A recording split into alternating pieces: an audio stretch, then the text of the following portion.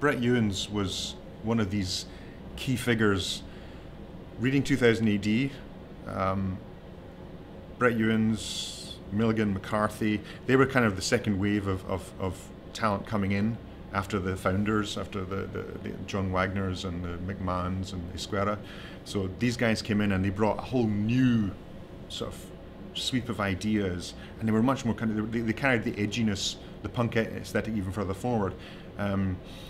So Bad Company, for example, like that was a great sort of gonzo war story. It was just off, and it looked like nothing else. And that was Ewins. Ewins's kind of sensibilities were all the way through it. So again, he was the second wave of 2000 AD who came in and brought that energy, the manic energy, I think, which if they hadn't come in, maybe 2000 AD wouldn't have managed to maintain that kind of like the psychedelic punk elements which have got it so interesting in the first place. So Ewins was kind of key to that. And then after that, he went on and created Deadline with Steve Dillon.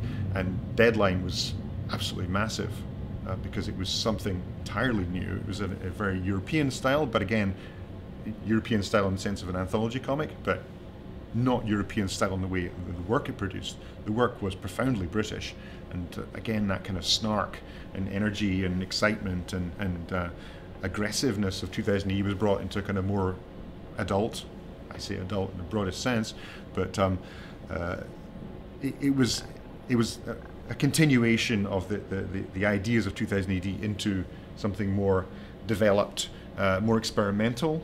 A lot of talent came through. Hewlett and Bond came through, Tank Girl, and Ewins was responsible for nurturing that. So I think he's one of these key figures in British comics that probably doesn't get the respect he deserves because he was so influential in other people's careers and in the aesthetic of the time.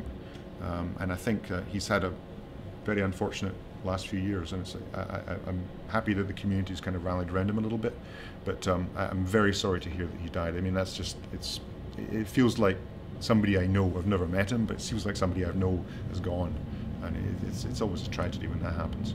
Someone as tremendously imaginative and inspiring as he was, to have so much trouble.